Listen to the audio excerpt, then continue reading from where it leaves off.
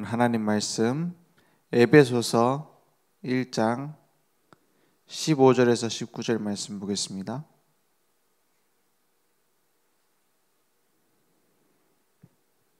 에베소서 1장 15절에서 19절 저와 여러분이 함께 합독하겠습니다. 이로 말미암아 주 예수 안에서 너희 믿음과 모든 성도를 향한 사랑을 나도 듣고 내가 기도할 때에 기억하며 너희로 말미암아 감사하기를 그치지 아니하고 우리 주 예수 그리스도의 하나님 영광의 아버지께서 지혜와 계시의 영을 너희에게 주사 하나님을 알게 하시고 너희 마음의 눈을 밝히사 그의 부르심의 소망이 무엇이며 성도 안에서 그 기업의 영광의 풍성함이 무엇이며 그의 힘의 위력으로 역사하심을 따라 믿는 우리에게 베푸신 능력의 지극히 크심이 어떠한 것을 너희로 알게 하시기를 구하노라. 아멘. 이게 전도자 바울이 에베소 교회를 두고 기도했던 기도 제목입니다. 우리가 중요한 응답을 받으려면 어떻게 해야 되겠습니까? 전도자들이 전도의 응답을 받으려면 가장 먼저 해야 될 게 있어요. 내가 이제 전도자로 선다, 이제 목회자로 아니면 중직자로 내가 올바른 복음 운동 해야겠다 라고 마음 먹었다면 제일 먼저 해야 될 게 있습니다. 그게 뭐냐? 복음의 눈으로 보는 겁니다. 응답을 받는 게 아니라 우리가 막 돌아다니면서 전도하는 것 이전에 다 필요한 것이지만 중요한 것은 복음의 눈으로 다르게 보는 겁니다. 그게 모든 응답의 시작이에요. 이걸 놓치면 응답 받고 무너져 버려요. 이걸 놓치면 막 승승장구하다가 나중에 무너져 버린다니까요. 그래서 우리가 복음부터 바르게 누려야 되겠지만 복음을 누리는 첫 번째 키가 뭐냐? 복음의 눈으로 보는 겁니다. 그래서 그럼 어떻게 복음의 눈으로 봅니까? 오늘 이 말씀을 보니까 하나님께서 주신 복음을 누리고 있으면 됩니다. 복음의 눈을 가지고 보는 게 가장 먼저 시작되려면 어떻게 되느냐? 오늘 말씀을 보니까 17절에 우리 주 예수 그리스도의 하나님 영광의 아버지께서 무엇을 우리에게 주시길 구했어요? 지혜와 계시의 영을 너희에게 주사 하나님을 알게 하시고. 지혜와 계시는 우리가 받을 수가 없습니다. 계시라는 것은 하나님이 알려주시는 거예요. 우리가 하나님 알 수 있는 능력이 없기 때문에 하나님이 우리에게 보여주신 겁니다.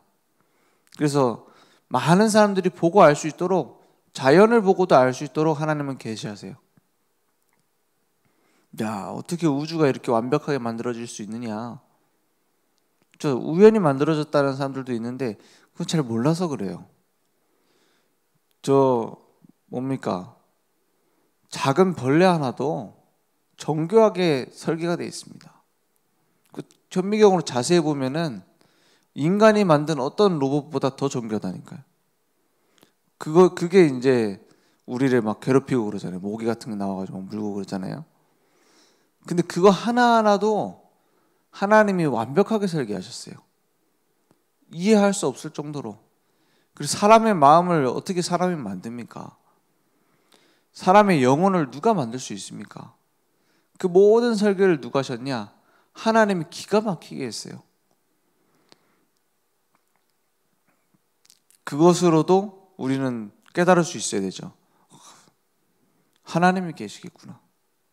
완벽한 창조주가 있겠구나. 그런데 그걸로 하나님을 만날 수는 없습니다. 그렇잖아요.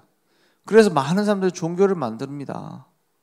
하나님 만나보려고. 이런 어마어마한 걸 만든, 우주를 만든 하나님 만나보려고 인간의 본능이죠. 왜냐? 하나님의 형상대로 창조됐으니까. 그래 만들어 보려고 하잖아요. 길을 만들어 보려고 합니다. 근데 안 되는 거예요. 만날 수가 없습니다. 왜냐? 하나님이 우리를 찾아오셔야 돼요. 그게 복음 아닙니까? 우리가 막 열심히 찾아가려고 합니다. 응답도 내가 받으려고 합니다. 하나님 내가 이렇게 기도하면 이렇게 응답하셔야죠 합니다. 그게 종교입니다. 복음은 뭡니까? 하나님이 나를 찾아오셔서 하나님이 나에게 계획을 이루시고 하나님이 내게 말씀을 주셔서 이루어 가시는 거 아닙니까? 내가 하는 건 뭡니까?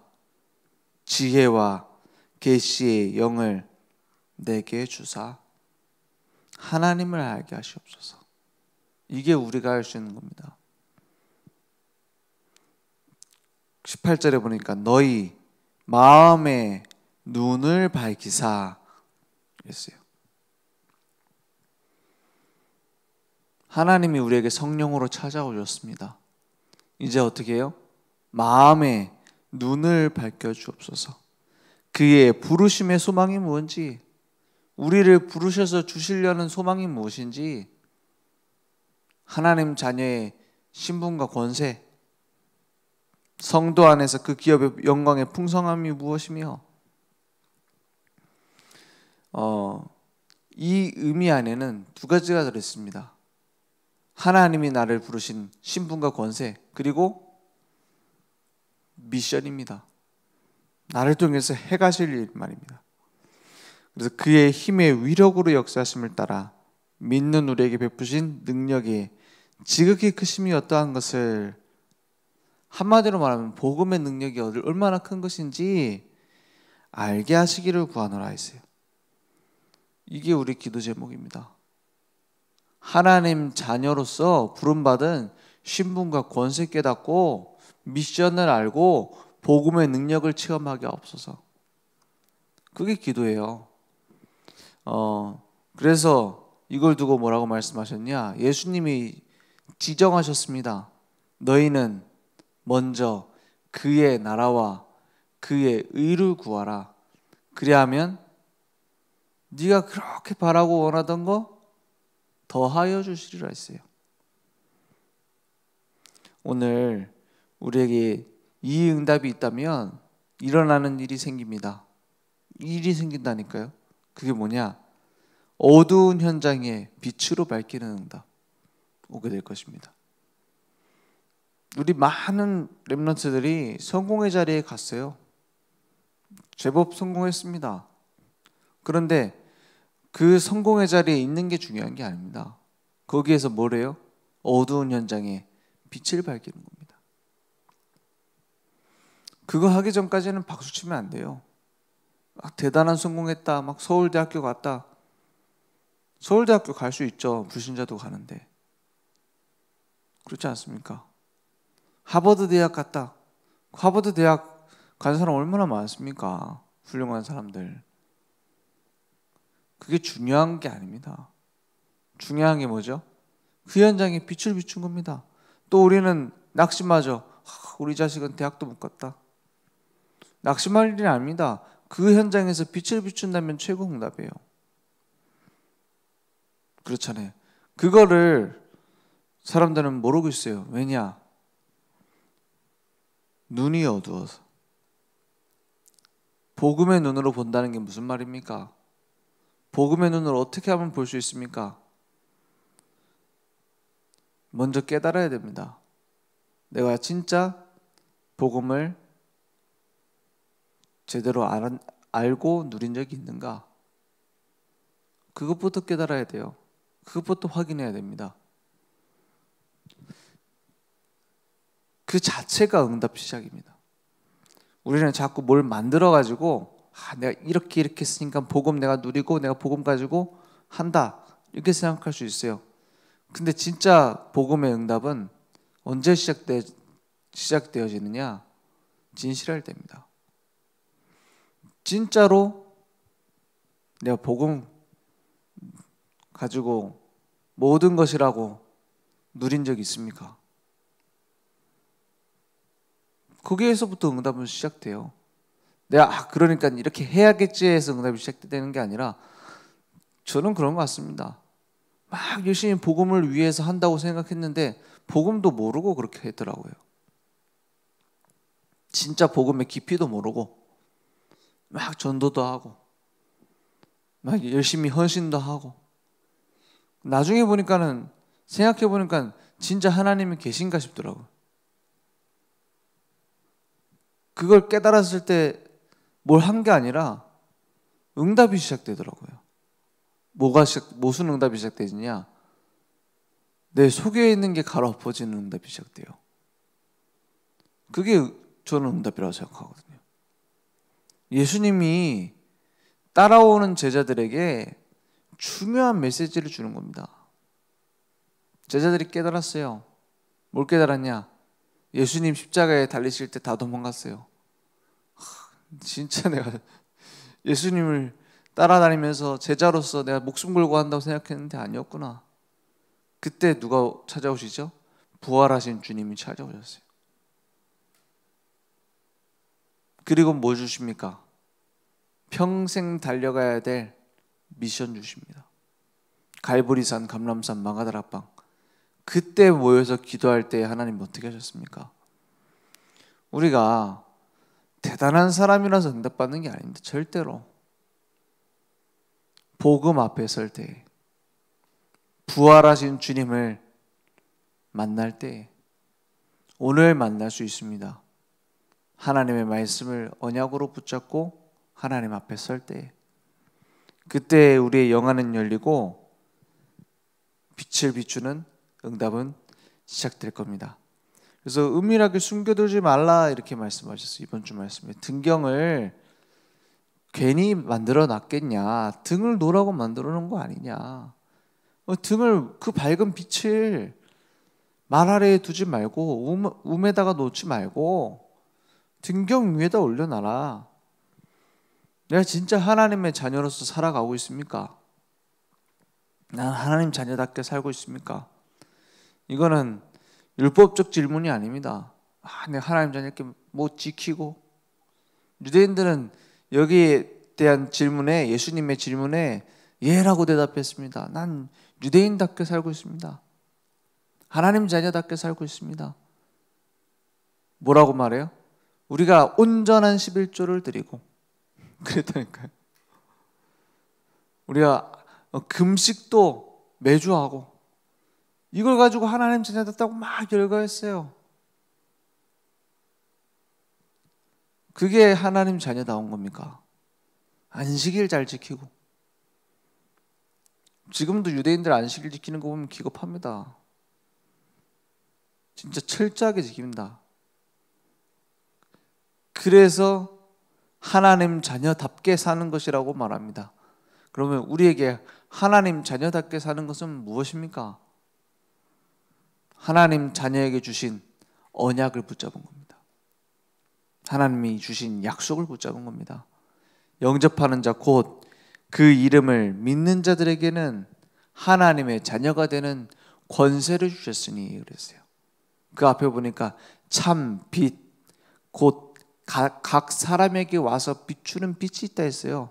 그 빛을 영접할 때, 그 이름을 믿을 때 우리는 모든 응답은 시작됩니다. 주는 그리스도시요 살아계신 하나님의 아들이십니다. 이게 구호가 아니라 나의 인생의 고백이 되는 게 하나님 자녀다운 겁니다. 그것으로 모든 사람 살릴 수 있습니다. 모든 사람 이해할 수 있습니다. 그래서 내 눈이 어둡다면 모든 응답을 놓치고 있는 겁니다. 아무리 빨리 달려가도 눈 안 보이는 사람이 운전하면 장애인 차별하는 게 아니라 큰일 납니다. 그렇지 않습니까? 빨리 달려갈수록 문제입니다. 엘리트들이 왜 문제가 빨리 일어납니까? 또 빨리 달렸거든요. 보지도 않고 막 달려가거든요. 어디로 가는지도 모르고 막 갑니다. 그러다가 무슨 한계가 오느냐? 영적인 문제가 와버려요. 그때는 해결 못합니다. 막 명상하고 뭐 온갖 거 다 해도 사단은 두려워하지 않습니다. 귀신 두려워하지 않는다니까요. 우리가 아무리 많은 걸 다 지켜도 귀신은 율법 지키는 거 두려워하지 않습니다. 올바른 생활하는 거, 착하게 바르게 열심히 사는 거 두려워하지 않습니다. 십자가에서 다 끝냈다고 하신 그리스도 두려워하는 겁니다. 부활하셔서 그 능력으로 지금 함께 하시는 그 그리스도만 두려워하는 거예요. 그래서 우리에게 이 복음이 최고의 가치로 발견될 때 사단은 완전히 무너집니다. 사단도 압니다. 복음 흉내 내는 건지 복음을 이용하며 사는 것인지 오직 복음인지 안다니까요. 정말로 사단은 복음만 두려워합니다. 그거 외엔 두려울 게 없어요. 근데 오직 복음하는 사람 앞에서는 아무 문제 되지 않습니다. 그래서 막 사단 막 두려워할 필요 없어요. 우리 랩런트들이 처음에 우리 전도 핸드북에 보면 귀신이 무섭게 돼 있거든요. 막 뿔 달려 있고 막 지옥에서 사람 찌르고 있고. 그러니까 나도 모르게 하는 인식이 막 조금 문제 생기면 막 사단이 공격했다. 조금 막 하다가 막 싸우면 막 사단한테 졌다 막 이래요. 그거 아닙니다. 사단은 우리를 이길 능력이 없습니다. 이길 능력이 없으니까 하는 짓이 뭐예요? 속일라 하잖아요. 안 속아버리면 되거든요. 우리 막 문제 속에 빠뜨릴 능력이 없다니까 사단은. 요셉 보세요. 요셉이 사단 때문에 노예로 갔습니까? 감옥에 사단이 역사해가지고 감옥 갔습니까? 우리 자꾸 그런 식으로 강조를 하면은 그래 생각할 수 있다니까요. 사단한테 내가 져가지고 내가 감옥 갔구나. 형들하고 싸우지 말걸 노예로 갔구나. 사단한테 졌구나. 아닙니다. 하나님의 계획 아닙니까? 중요한 건 거기서 사단은 그 큰 흐름을 바꾸지 못한다니까요. 중요한 건 사단은 뭐하냐? 못 보도록 만드는 거예요. 하나님의 계획을. 그래서 자꾸만 속도로 그 하나님이 끌고 가는 걸 못 막는다니까요. 그래서 영안이 열리면 이게 문제 아니구나 보입니다. 영안이 열리면 하나님이 주신 큰 기업이 성취되는 거구나 이렇게 보입니다. 그래서 사단은 분명히 있고 우리를 대적합니다. 그러나 두려워할 필요는 없습니다. 겁먹을 필요도 없습니다. 사단한테 지지도 않습니다. 중요한 건 뭐냐? 복음으로 돌아가면 사단은 도망갑니다. 언제나. 기도하지 않아도 사단의 세력을 묶는 중요한 답은 우리가 중요한 선택을 할 때 복음을 선택하는 겁니다. 그러면 사단은 얼씬도 못해요. 흑암 결박 기도 안 해도 무너집니다. 막 소리 지르고 할 필요도 없어요. 자판기 버튼 누르면은 음료수 나오잖아요. 세게 누른다고 나옵니까? 그냥 내가 언약 붙잡고 흑암 세력을 꺾을 수 있는 권세를 가지고 있다는 사실을 깨닫기만 해도 사단은 도망가요. 그러니까 누리면 됩니다. 영적 싸움은 누리며 이기는 겁니다. 영적 싸움은 복음 아닌 것을 깎아내는 겁니다. 그러면 꼼짝 못합니다. 그래서 영안이 열린 자는 사람도 문제도 다 하나님의 계획으로 보이게 됩니다. 그러면 생명의 빛이 비춰지기 시작합니다.